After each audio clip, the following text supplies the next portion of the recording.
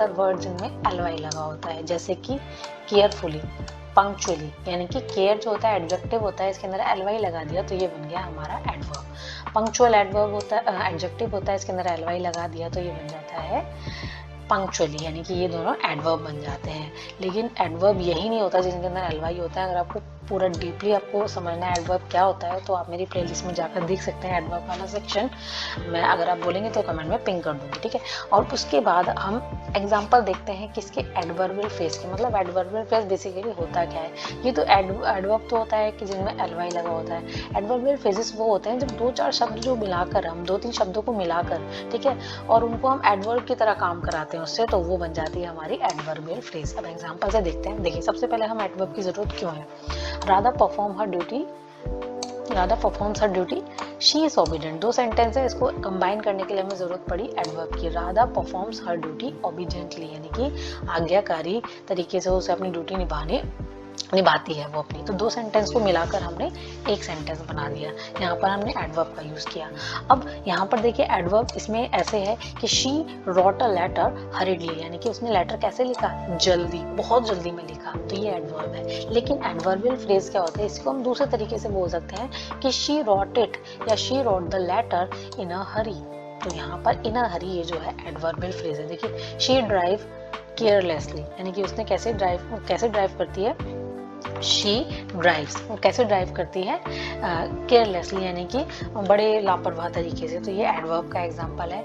लेकिन अगर हम इसमें बोल दें कि शी ड्राइव्स विदाउट केयर, तो यानी कि वो भी सेम ही सेंटेंस है, लेकिन हमने उसमें क्या यूज कर लिया, एडवर्बियल फ्रेज यूज कर ली, विदाउट केयर। तो जैसे कुछ 2-4 मैंने लिखे हैं इसमें। हरिडली का होता है इन अ हरी, एडवर्बियल फ्रेज। केयरफुली एडवर्ब है और इसकी एडवर्बियल फ्रेज होगी विद केयर। केयरलेसली एडवर्ब है, इसकी एडवर्बियल फ्रेज होगी विदाउट केयर। ब्यूटीफुली एडवर्ब है और इसकी एडवर्बियल फ्रेज है इन अ ब्यूटीफुल मैनर, ठीक है। तो एक अलग सी वीडियो आएगी जिसमें आप समझेंगे इन सारी वीडियोस को, इन सारी एडवर्बियल फ्रेजेस को। तो अभी फिलहाल हम कॉन्सेंट्रेट करते हैं एडवर्ब पर, यानी कि बेसिकली अपनी वर्ड पावर देखते हैं हम।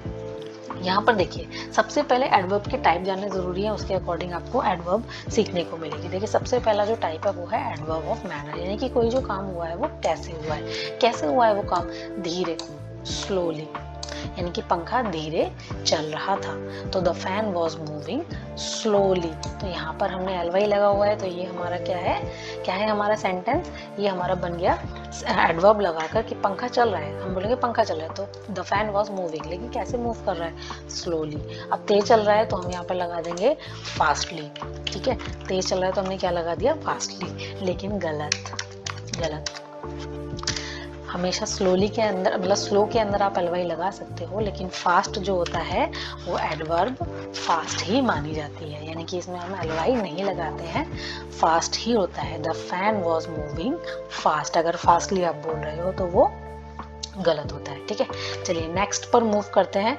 नेक्स्ट हमारा वर्ड है, तो पहला है धीरे, स्लोली, जल्दी, क्विकली, चालाकी से, क्लेवरली। देखिए, अगर मैं हर किसी का सेंटेंस अगर आपको समझाऊंगी तो वीडियो बहुत ज़्यादा लेंथी हो जाएगी, ठीक है। तो सेंटेंसेस लिखे हुए हैं, जिनको प्रॉब्लम है कि इनको यूज़ कैसे करें, वो लोग आराम से देख सकते हैं क्या किस तरीके से ट्रांसफॉर्मेशन हुआ है। देखिए, अगर किसी को पर्टिकुलर कोई प्रॉब्लम है तो कमेंट बॉक्स में आप लिख दीजिएगा, लेकिन अभी फिलहाल हम वर्ड्स पर कॉन्सेंट्रेट करें क्योंकि हर एक सेंटेंस के अकॉर्डिंग वीडियो बड़ी हो जाएगी, ठीक है। तो जानबूझकर, विलिंगफुली, कुशलता से, स्किलफुली, दो टूक, ब्लंटली, मुख्यतः, मेनली,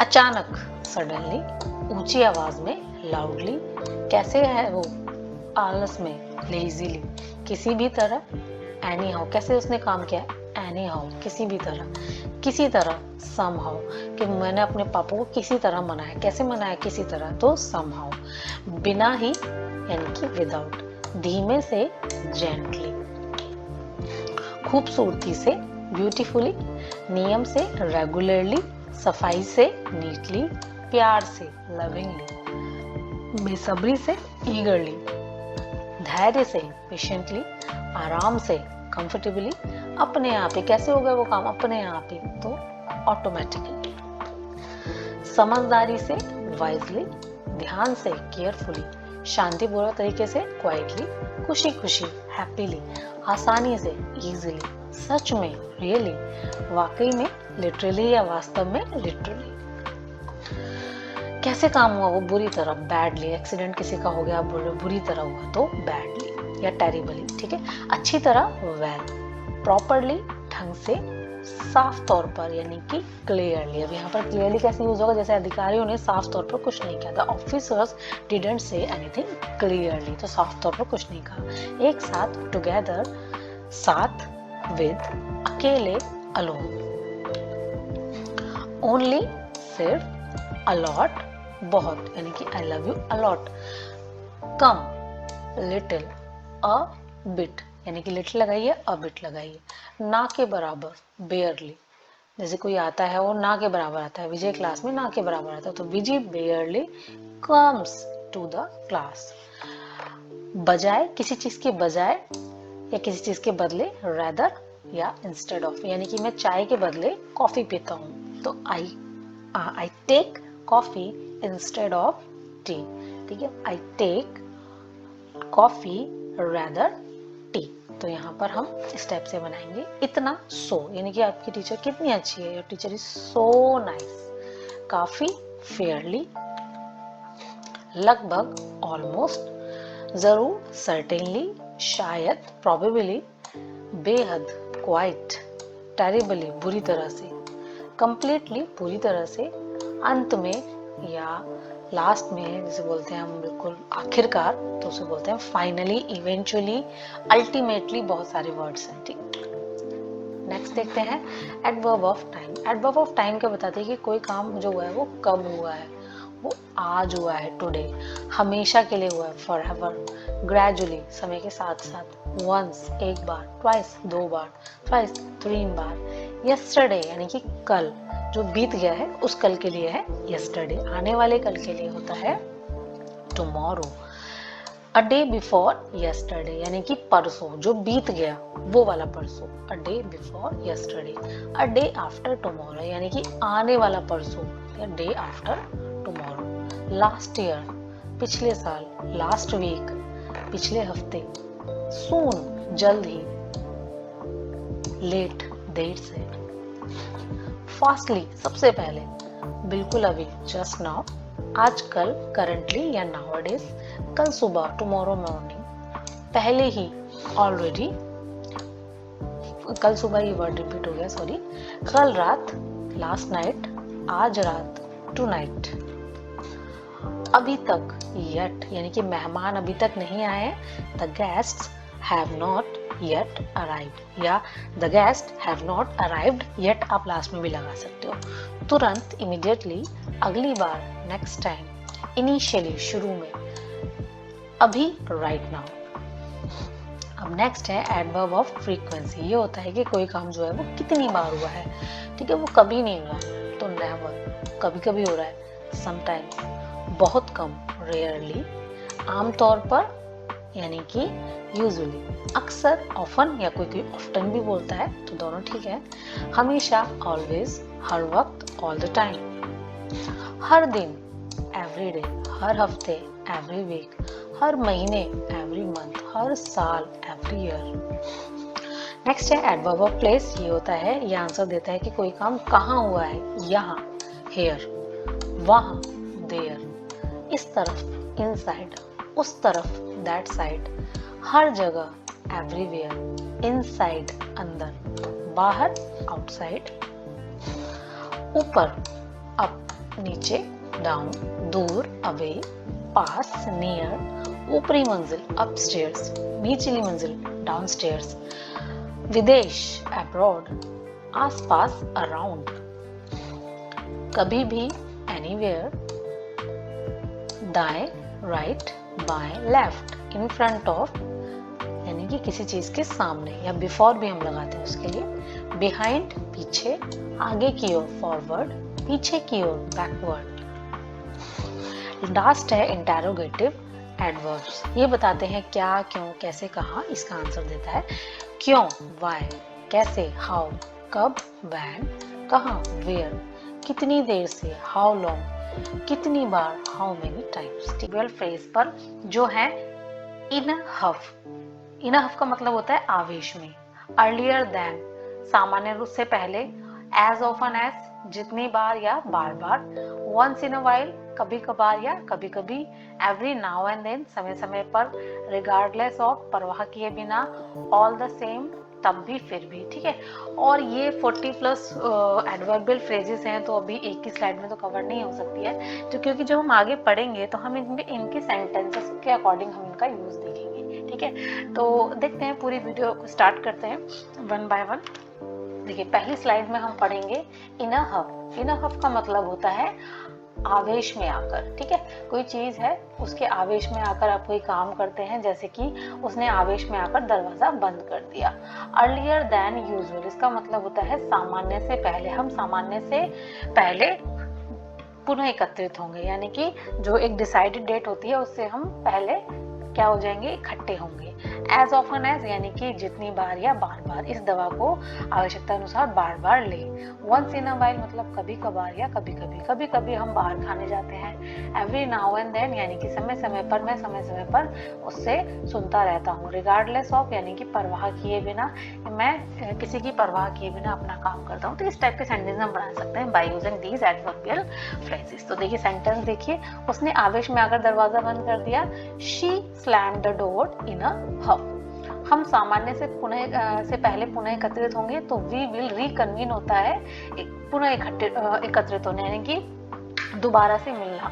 अर्लियर देन यूजुअल यानी कि सामान्य से पहले। सामान्य अगर मान लो कोई जुलाई में मिलता है, तो हम जुलाई से पहले मिलेंगे दोबारा। ठीक है, इस दवा को आवश्यकता के अनुसार ले, तो take this medicine as often as needed. कभी कभार हम बाहर खाना खाते हैं, तो once in a while we eat out.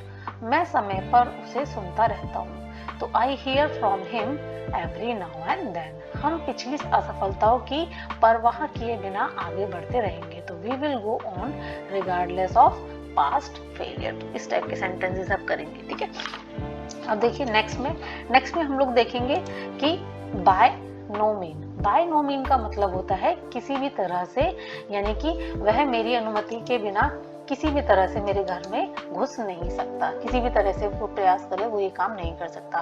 Far and wide, इसका मतलब है दूर दूर, उसकी प्रसिद्धि दूर दूर तक फैली हुई है।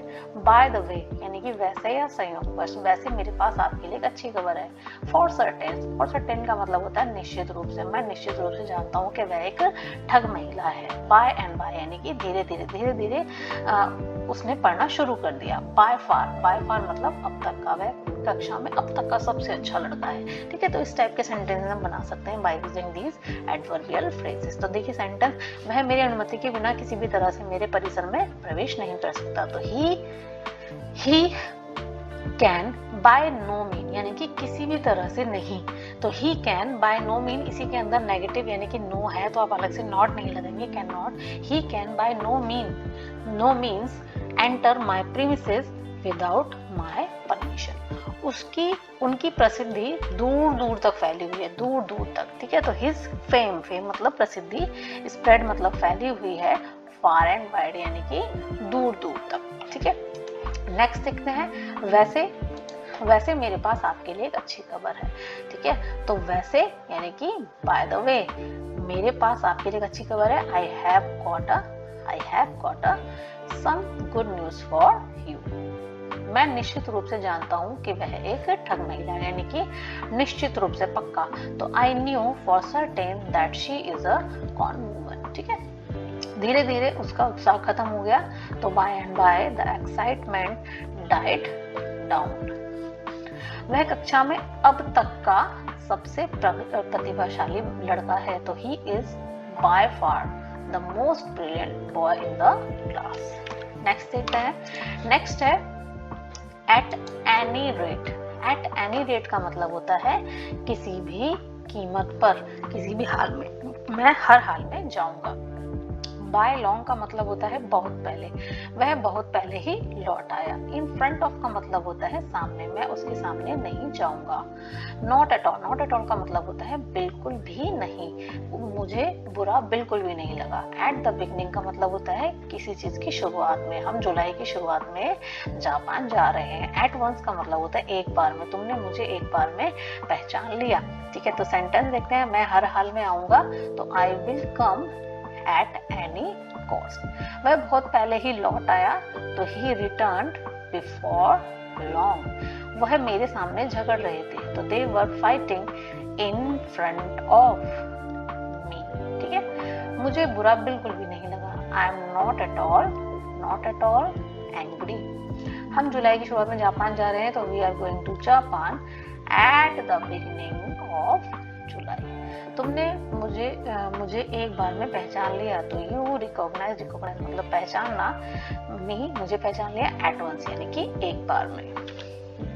नेक्स्ट देखते हैं. नेक्स्ट है in a polite way. in a polite way का मतलब होता है विनम्र तरीके से. सैम ने विनम्र तरीके से कहा था.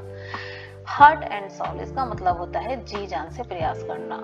छात्र परीक्षा पास करने के लिए जी जान से प्रयास कर रहे हैं. Bye hook or by crook किसी भी तरह से, अजय किसी भी तरह से गेम को जीतने की कोशिश कर रहा है. ऑन द वे का मतलब है अस्पताल के रास्ते में मेरी मुलाकात, यानी कि अस्पताल के रास्ते में मेरी मुलाकात मेरे स्कूल के दोस्त से हुई. ओइंग टू का मतलब होता है के कारण, कि बर्फीले तूफान के कारण स्कूल एक सप्ताह के लिए बंद रहेगा. आफ्टर ऑल का मतलब होता है आखिरकार, हमने आखिरकार मैच जीत लिया. तो इस टाइप से सेंटेंस हम बना सकते हैं. सेंटेंस देखते हैं. सैम ने इसे विनम्र तरीके से कहा, तो सैम सेड इट, इसे किस तरह कहा? इन अ पोलाइट वे. ठीक है. छात्र परीक्षा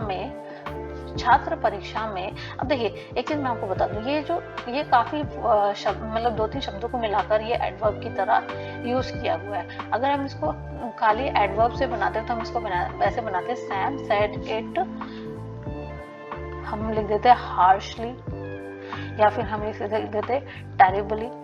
ठीक है, तो ये एक वर्ड जो है ये तो एडवर्ब है, लेकिन अगर आप इसके अंदर 2-3 वर्ड को यूज कर रहे हैं एज ए एडवर्ब, तो ये एडवर्बियल फ्रेज है. ठीक है.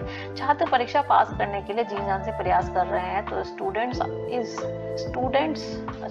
है छात्र, तो स्टूडेंट इज आएगा. स्टूडेंट होते तो आ रहा था. Student is trying heart and soul, कैसे जी जान से, to pass the exam. Ajay किसी भी तरह से गेम जीतने की कोशिश कर रहा है, तो Ajay is trying to win the game by hook or by crook.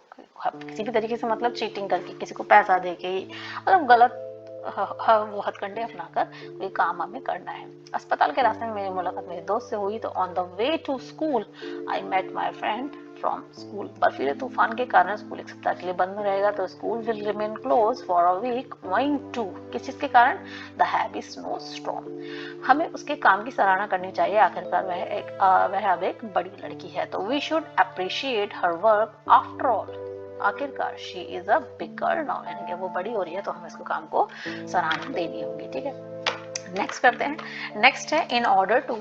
In order to का मतलब होता है किसी चीज के लिए. ठीक है, किसी चीज के लिए. वह गर्म रहने के लिए इधर उधर घूमता रहता है. ऑल द सेम इसका मतलब होता है तब भी या फिर में. वह बहुत बुद्धिमान नहीं मालूम पड़ता, फिर भी हम उसे नौकरी दे सकते हैं. ऑल ऑफ द सडन का मतलब होता है अचानक से छत गिर गई. एट द मोमेंट का मतलब होता है फिलहाल या इस समय इससे ज्यादा कुछ नहीं किया जा सकता.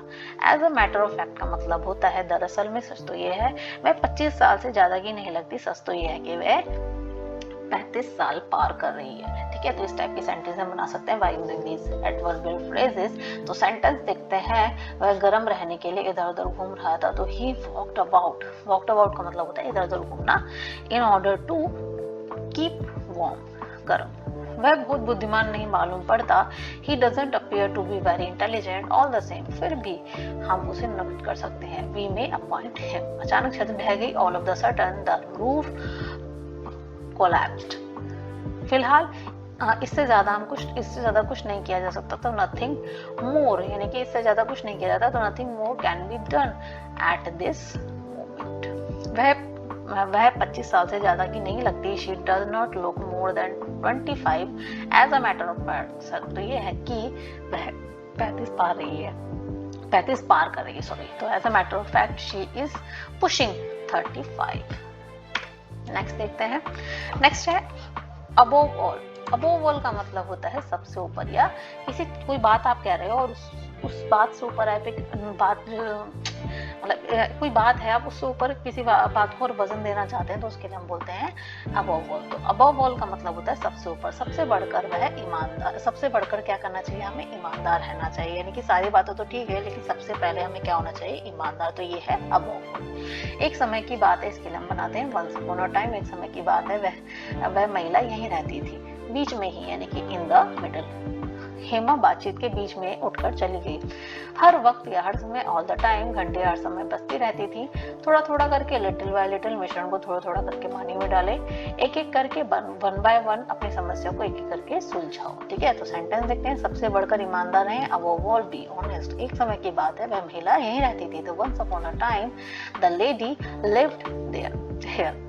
हेमा बातचीत के बीच में उठकर चली गई। तो हेमा लेफ्ट यानी कि चली गई, इन द मिडल ऑफ यानी कि किस चीज के बीच में, in the of the conversation. Conversation का मतलब होता है जी बातचीत करना। ठीक है, घंटियां हर समय बजती रहती है। तो द बेल्स जिंगल्ड, जिंगल्ड का मतलब होता है घंटियां बजना। तो the bells jingled all the time. मिश्रण को थोड़ा थोड़ा करके पानी में डालें। तो add the water little by little in the mixture. अपनी समस्या को एक करके सुलझाओ। तो solve your problem one by one. चलिए नेक्स्ट देखते हैं। नेक्स्ट सेंटेंसेस हैं नेक्स्ट एडवर्बियल फ्रेजेस है सेंटेंस के साथ। एज केयरफुली एज पॉसिबल यानी कि यथासंभव सावधानी से काम करें। ठीक है, यथासंभव यानी कि जितना हो सके उतना सावधानी से काम करें। एट एवरी टर्न का मतलब होता है प्रत्येक मोड़ पर या हर मोड़ पर। ठीक है, हर मोड़ पर समस्याओं का सामना करना पड़ेगा। एज क्विकली एज पॉसिबल यानी कि जितना जल्दी हो आप डिसीजन ले लो। आउट ऑफ द स्टेशन मतलब होता है शहर से बाहर। मैं किसी काम से शहर से बाहर गई। ठीक है, तो इवन विद का मतलब होता है बराबरी करना।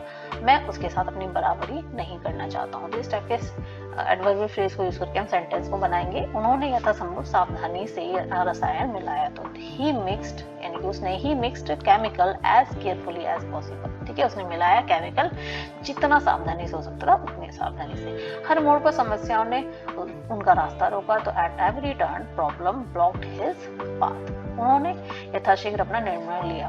तो he made his decision as quickly as possible. माँ किसी काम से शहर से बाहर गई है। तो mom is out of the station यानी कि शहर से बाहर है। किस चीज के लिए गई है वो, काम से, तो फ्रॉम वर्क। मैं उनके साथ बराबरी करना चाहता हूँ। I want to get even with him. ठीक है, तो इस टाइप से ये हमारी आज की जो वीडियो है वो खत्म हो जाती है। तो आई होप मेरी वीडियो से आपको सीखने को मिला है। And please like share and subscribe, be with us and thank you.